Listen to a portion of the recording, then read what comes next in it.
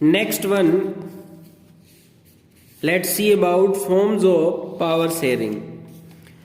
हम power sharing पढ़ रहे हैं। पावर शेयरिंग में सबसे पहले हमने पढ़ा कि पावर शेयरिंग जो है वो किस तरीके से काम कर रही है, पावर शेयरिंग के वेज क्या है, पावर शेयरिंग क्यों करनी चाहिए। अब हम देखेंगे कि पावर शेयरिंग के वेज, आगे उसका टाइप जो है, फॉर्म जो है वो किस प्रकार से है, कितने प्रकार की है। The idea of power sharing has emerged in opposition to the notion of undivided political power. For a long time, it was believed that all power of a government must reside in one person or group of persons located at one place. It was felt that if the power to decide is dispersed, it would not be possible to take quick decisions and to enforce them. But these notions have changed with the emergence of democracy. One basic principle of democracy is that people are the source of all political power. In a democracy, people rule themselves through institutions of self-government. In a good democratic government, due respect is given to diverse groups and views that exist in a society. Everyone has a voice in the shaping of public policies. Therefore, it follows that in a democracy, political power should be distributed among as many citizens as possible. In modern democracies, power sharing arrangement can take many forms. Let's look at some of the most common arrangement that we have or will come across. Power sharing के model के रूप में देखें तो सबसे पहले power sharing हमें एक ऐसी पोजीशन के रूप में देखने को मिल रहा था, या फिर लोग इसका विरोध कर रहे थे। जब पावर शेयरिंग का आइडिया दिया गया, विचार दिया गया, तब लोगों के मन में इसको लेकर के विरोध था और बहुत सारे तर्क वितर्क थे कि ये सही नहीं है। फिर बाद में पावर शेयरिंग का आइडिया लोगों को ये लगा कि पावर शेयरिंग का मतलब है कि कोई भी एक व्यक्ति, पॉलिटिकल पार्टी या कोई भी पॉलिटिकल पार्टी का एक लीडर या फिर ग्रुप का एक लीडर या फिर सिंगल इंडिविजुअल कोई भी पर्सन पावर जो है वो अपनी यूज़ करेगा, पावर को शेयर करेगा, सारी शक्ति उसके हाथ में रहेगी। बाद में इस नोशन और स्टेटमेंट को धीरे धीरे लोगों द्वारा समझा गया। डेमोक्रेटिक पॉलिटिकल सिस्टम में पावर शेयरिंग के अर्थ को समझा गया, मॉडल को समझा गया और पावर शेयरिंग किन वेज में हो सकती है, किन डिफरेंट फॉर्म्स में हो सकती है और उसके क्या क्या मायने हो सकते हैं, ये हमने देखा। In modern democracy power sharing arrangement जो है वो अलग अलग फॉर्म में किया जाता है। First of all we will try to understand first number, जिसमें हम कहते हैं कि power is shared among different organs of government. Very very important, democratic political system के अंदर अलग अलग ऑर्गन्स होते हैं। ऑर्गन्स का मतलब सरकार का जो तंत्र है, सरकार का जो मान लो सिस्टम है, यानी फंक्शनिंग का, गवर्नेंस का जो सिस्टम है वो 3 अलग अलग भागों में डिवाइड है, जिसमें हम कह सकते हैं कि गवर्नमेंट जो है वो किससे बनी है, लेजिस्लेचर, एग्जीक्यूटिव और जुडिशरी से। जुडिशरी अपना इंडिपेंडेंट अलग काम करती है, लेजिस्लेचर और एग्जीक्यूटिव जो है वो आपस में जुड़ी हुई है। लेजिस्लेचर क्या करती है, किसी भी रूल या लॉ को लेजिस्लेट करने का काम करती है, यानी फॉर्मेशन का काम करती है, बनाने का काम करती है। और एग्जीक्यूटिव उसको एग्जीक्यूट करती है, एनफोर्स करती है, किसी भी लॉ को, गवर्नेंस को, सिस्टम को एग्जीक्यूट करके उसको प्रभावी रूप से लागू करने का काम करती है। Let's call this horizontal distribution. इस पूरे के पूरे सिस्टम को हम हॉरिजॉन्टल डिस्ट्रीब्यूशन पावर का बोलते हैं, because it allows different organ of government place at the same level to exercise different power. हम इसको हॉरिजॉन्टल क्यों बोलते हैं, क्योंकि हम इसलिए हॉरिजॉन्टल बोलते हैं कि ये जो पावर है, इस पावर को, इस सत्ता को, या हम कह सकते हैं कि शक्ति को अलाउ करता है अलग अलग गवर्नमेंट का ऑर्गन एक प्लेस पे रहते हुए एक्सरसाइज करने के लिए अलग अलग वेज में। Such a separation ensure that none of the organ can exercise unlimited power. इनका अलग अलग होना इस बात के गारंटी नहीं है, इस बात का सबूत नहीं है कि सारे लोगों के पास अनलिमिटेड पावर होगी, यानी असीमित शक्तियां होगी। Each organ checks the others. हर ऑर्गन मतलब तीनों आपस में एक दूसरे को चेक्स और बैलेंस के बेस पे चेक करते रहते हैं, चेक करते रहते हैं कि कौन सा काम कर रहा है, कौन सा नहीं कर रहा। तो सबसे बड़ी बात क्या है, किसी भी ऑर्गन के पास में अनलिमिटेड पावर नहीं है। ऐसा नहीं है कि वह सीमित शक्तियों का प्रयोग करते हुए अपना काम करता है।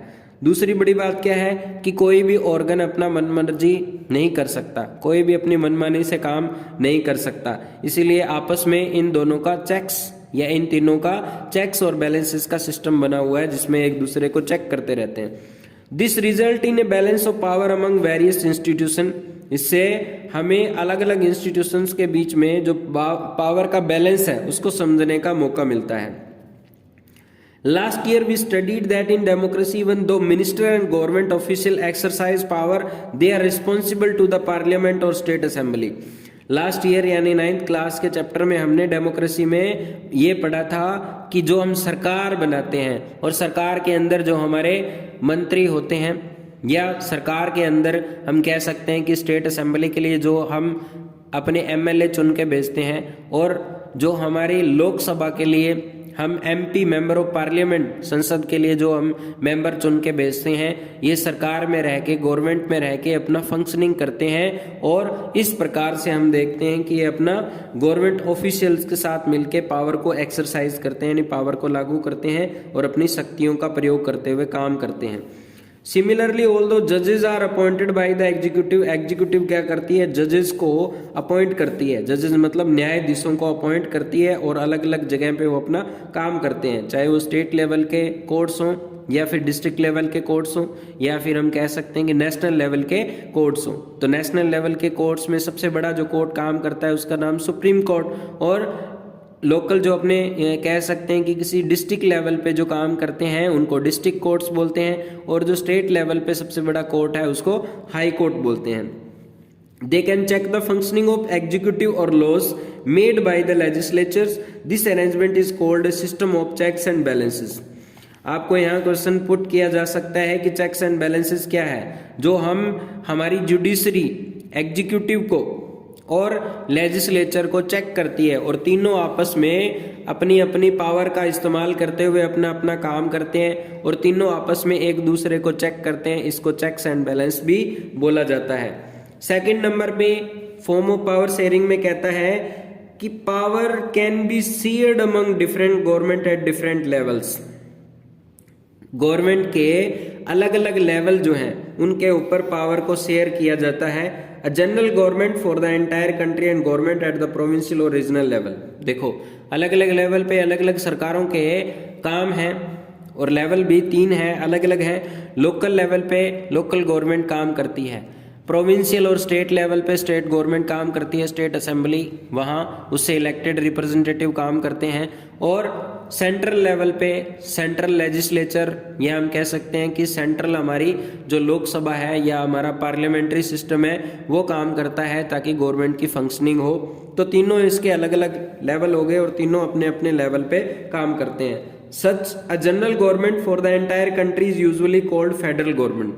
हमारे पूरे देश के लिए, पूरे भारत के लिए जो हम सरकार या हमारे प्रतिनिधि जो चुनते हैं और जो संसद के थ्रू आते हैं या संसद द्वारा संसदीय व्यवस्था द्वारा जो चुनकर हमारी सरकार बनती है, इसको हम फेडरल गवर्नमेंट, इसको संघीय सरकार बोला जाता है। In India we refer to is the central और यूनियन गवर्नमेंट। भारत के अंदर इसको सेंट्रल गवर्नमेंट या फिर केंद्रीय सरकार या फिर हम इसको संघ सरकार यानी यूनियन गवर्नमेंट का नाम भी देते हैं। The government at the provincial और regional level are called by different name in different countries. अलग अलग देशों में अलग अलग जो प्रोविंशियल और स्टेट लेवल पे जो गवर्नमेंट चुनी जाती है उनको अलग अलग बोला जाता है। हमारे भारत के अंदर इसको स्टेट गवर्नमेंट बोला जाता है यानी राज्य सरकार बोला जाता है। हर एक राज्य में, प्रत्येक राज्य में उनको राज्य सरकार बोला जाता है। लेकिन विश्व के सभी अलग अलग जो मतलब देश हैं, विश्व के अलग अलग देश हैं, उनमें इस प्रकार सभी जगह पे राज्य सरकार नहीं बोला जाता, अलग अलग देशों में इनके अलग अलग नाम है। This system is not followed in all countries, they are many countries where there are no provincial और स्टेट गवर्नमेंट। हमारे यहाँ हम इसमें एग्जाम्पल देखते हैं कि भारत के अंदर देयर आर प्रोविजन कि इंडिया के अंदर सेंट्रल गवर्नमेंट को यूनियन गवर्नमेंट, फेडरल गवर्नमेंट भी बोलते हैं। स्टेट गवर्नमेंट को प्रोविंशियल गवर्नमेंट या स्टेट गवर्नमेंट भी बोला जाता है। लेकिन सारे देशों में एक समान व्यवस्था नहीं है। कुछ ऐसे देश भी है जहाँ पे प्रोविंशियल और स्टेट गवर्नमेंट होती नहीं है। But in those countries like ours, लेकिन कुछ ऐसे देश जैसे कि हमारा देश है भारत, where there are different level of government, जहाँ पे डिफरेंट लेवल ऑफ गवर्नमेंट देखने को मिलते हैं। The constitution clearly lays down the power of different level of government. Constitution clearly ये से करता है, कॉन्स्टिट्यूशन क्लियरली ये गारंटी देता है कि जैसे हमारा देश भारत है, उसी तरीके से हम कह सकते हैं कि हमारे भारत देश के अंदर जो संविधान है या संवैधानिक व्यवस्था है वो इस बात की गारंटी देता है कि यहाँ पे गवर्नमेंट अलग अलग अपने लेवल पे काम करेगी और इनको अलग अलग नाम से पुकारा जाएगा और इनकी पावर भी अलग अलग रहेगी। ये सब हमारी संवैधानिक प्रक्रिया के अकॉर्डिंग किया जाता है, हमारे संविधान के नीतियों के अनुसार किया जाता है, हमारे संविधान के प्रोविजंस जो कहते हैं, हमें कॉन्स्टिट्यूशनल प्रोविजंस जो कहते हैं उसके अकॉर्डिंग किया जाता है। This is what they did in Belgium, लेकिन ये क्या चीज है या कैसे बेल्जियम में, बट वॉज रिफ्यूज्ड इन श्रीलंका, और श्रीलंका में इस तरह के रूल को रिफ्यूज कर दिया जाता है। यानी जैसा भारत के अंदर एकोमोडेशन है, जैसे सेंट्रल गवर्नमेंट, यूनियन गवर्नमेंट या फेडरल गवर्नमेंट की पावर अलग है, स्टेट गवर्नमेंट की पावर अलग है, और लोकल लेवल पे जो गवर्नमेंट काम करती है या फिर हम कह सकते हैं कि लोकल लेवल पे अलग जो एजेंसी काम करती है उसकी पावर अलग है और वो अपनी पावर को एक्सरसाइज करते हैं। बेल्जियम में भी ऐसा ही था, बेल्जियन मॉडल में भी ऐसा ही था, लेकिन श्रीलंका में ऐसा नहीं था। श्रीलंकन कम्युनिटी जो है वो आपस में स्ट्रगल करती रहती है और लॉन्ग टाइम तक इनका स्ट्रगल चलता है। This is called federal division of power. इस तरह के पावर डिवाइड करना, डिवीजन करना, पावर को अलग अलग एक्सरसाइज करना, गवर्नमेंट के डिफरेंट लेवल पे पावर को यूज करना, फेडरल डिवीजन ऑफ पावर बोला जाता है। Same principle can be extended to the level of government lower than the state government such as the municipality and panchayat. इसी प्रकार का प्रिंसिपल हमारे अलग अलग लेवल के लिए काम करता है, यानी थर्ड लेवल के लिए हमारा लोअर लेवल पे जो स्टेट गवर्नमेंट के बाद में आता है म्युनिसिपैलिटी या पंचायत लेवल, उसके लिए भी इस तरह से पावर एक्सरसाइज करी जाती है। Let's call division of power. अब हम डिवीजन ऑफ पावर को समझते हैं और उसको देखते हैं। Involving higher and lower level of government, vertical division of power, we shall study these at some length in the next chapter. हम इनकी पावर को, इनके पूरी की पूरी जो हम फेडरलिज्म के अंदर डिटेल पढ़ते हैं कि किस तरीके से वर्टिकल पावर अपनी यूज करते हुए फेडरल गवर्नमेंट अपना काम करती है और स्टेट गवर्नमेंट अपना काम करती है, और हम कह सकते हैं कि जो लोकल लेवल पे गवर्नमेंट है, पंचायती राज जिसको बोलते हैं, या फिर हम कह सकते हैं कि शहरी क्षेत्र में, अर्बन एरिया में जो म्युनिसिपल कॉरपोरेशन, म्युनिसिपैलिटीज वो काम करती है, अपना अलग अलग पावर एक्सरसाइज करती है। इस प्रकार से ये पावर डिवाइड करी जाती है और पावर अपनी अपनी यूज करते हुए सरकारें अपना काम करती है। थर्ड नंबर पे, पावर में also be shared among different social group. किसी भी देश के अंदर social, linguistic, cultural, ethnic variation देखने को मिलते हैं। अब ये जो एथनिक वेरिएशन है या जो इस तरह की वेराइटीज है जो language, culture, religion, trade, commerce इन सब में देखने को मिलती है, वो भी अपनी पावर को शेयर करके चलते हैं। Such as the religious and linguistic group. Community government in Belgium is a good example of this arrangement. और सबसे बड़ा एग्जाम्पल इसका कौन है? कम्युनिटी गवर्नमेंट का बेल्जियम, क्योंकि बेल्जियम के अंदर गवर्नमेंट के अलावा, यानी सरकार, बेल्जियन मॉडल क्यों अच्छा है? क्योंकि वहाँ पे स्टेट गवर्नमेंट है और वहाँ पे सेंट्रल गवर्नमेंट है, दोनों अपनी अपनी पावर और स्टेटस का एंजॉय करती है। इसलिए वहाँ पे तीसरा जो प्रोविजन बनाया गया है सरकारी तंत्र का, या फिर हम कह सकते हैं कि गवर्नेंस का, वो बनाया गया है कि वहाँ पे कम्युनिटी गवर्नमेंट काम करती है। तो कम्युनिटी गवर्नमेंट का बेल्जियन मॉडल जो है, अरेंजमेंट जो है, वो बहुत ही फाइन एग्जाम्पल है वर्ल्ड के अंदर, जिसमें हम कह सकते हैं कि कम्युनिटी बेस पे, सोसाइटीज बेस पे, सोसाइटल जो चेंज है, या हम कह सकते हैं कि सोसाइटल वेरिएशन होने के बावजूद भी कम्युनिटीज आपस में पावर शेयर करती है। In some countries there are constitutional and legal arrangement where social weaker section and women are represented in the legislature and administration. कुछ और भी ऐसे देश हैं जहाँ पे ये कॉन्स्टिट्यूशनल और वैधानिक प्रक्रियाएं अपनाई गई है कि वहाँ पे कोई भी समाज या कोई भी वर्ग अगर कमज़ोर है, इकोनॉमिकली कमज़ोर है, प्लस वहाँ पे ये भी प्रोविज़न किया गया है साथ में कि अगर कोई महिला या महिलाओं का एक दल वीकर सेक्शन में या फिर उनका पॉलिटिकल रिप्रेजेंटेशन अगर अच्छे से नहीं है तो उनका पॉलिटिकल रिप्रेजेंटेशन किया जाएगा और उनको एडमिनिस्ट्रेशन करने में या फिर उनको एडमिनिस्ट्रेशन में हेल्प की जाएगी, एडमिनिस्ट्रेशन में भी उनको जगह दी जाएगी। Last year we study the system of reserve constituencies. Last year हमने इसी तरह का एक एग्जाम्पल पढ़ा था या एक पार्ट पढ़ा था जिसमें हमने रिजर्व्ड कॉन्स्टिट्यूंसीज पढ़ी थी और उसमें हमने देखा था कि किस तरीके से वो अपना रिजर्वेशन जो है SC ST OBC और वुमेन्स के लिए पॉलिटिक्स में जो रिजर्वेशन उनको मिलता है वो इसीलिए मिलता है ताकि उनका पॉलिटिकल रिप्रेजेंटेशन अच्छे से हो और समाज में महिलाओं की स्थिति जो है वो सम्मानजनक हो सके और महिलाओं को आगे बढ़ने के अधिकार मिल सके और उनको राजनीतिक अधिकार भी मिल सके। And the parliament of our country, this type of arrangement is meant to give the space in government and administration to diverse social groups who otherwise would feel alienated from the government. This method is used to give minority communities a fair share in power in unit. Second, we shall look at various ways of accommodating social diversities.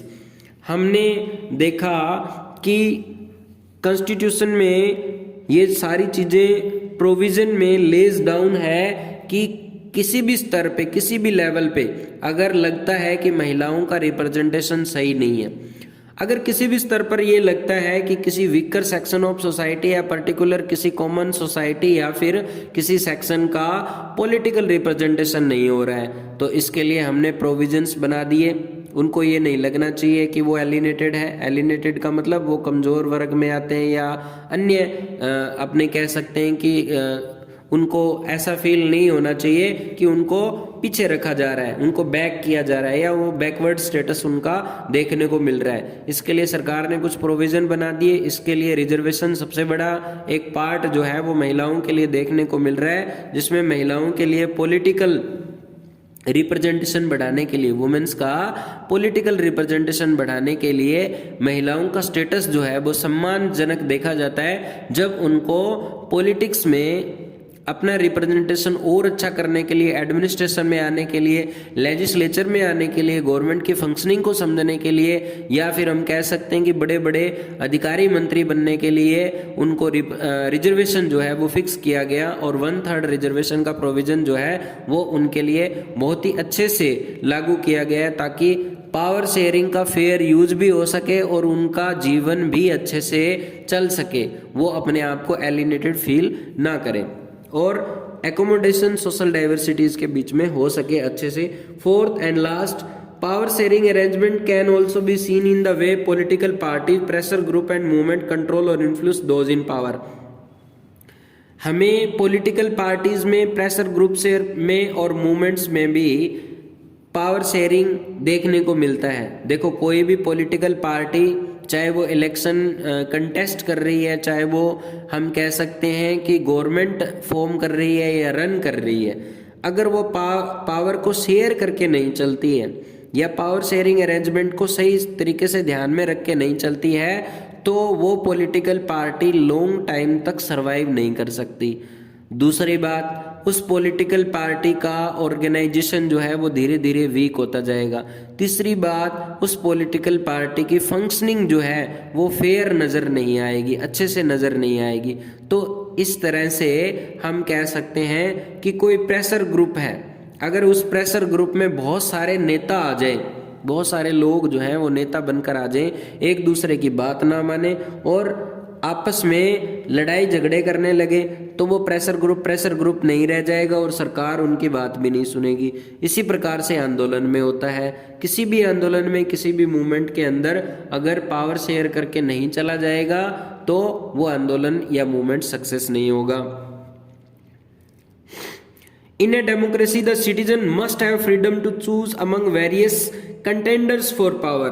Democracy के अंदर citizens को ये आज़ादी रहनी चाहिए कि वो अपनी पावर के लिए, अपनी सत्ता के लिए किसको चुनेंगे, तो वो उनको आज़ादी होती है। जिसको चॉइस बनाते हैं या जिसको चुनते हैं उनको आज़ादी है कि वो किसको चुनते हैं, उनको कौन अच्छा लगता है, कौन सी पॉलिटिकल पार्टीज को वो लाइक करते हैं। In contemporary democracy this take the form of competition among different parties.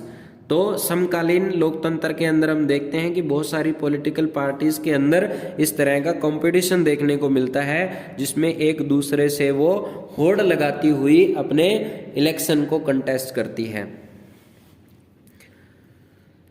Such competition ensure that power does not remain in one hand. और इसी तरह का कंपटीशन हमें ये बात सिखाता है, बताता है कि किसी एक हाथ में, मतलब एक पॉलिटिकल पार्टी के पास में सारी सत्ता नहीं है। इसका मतलब पावर को शेयर किया जा रहा है। In the long run power is shared among different political party that represent different ideology and social group.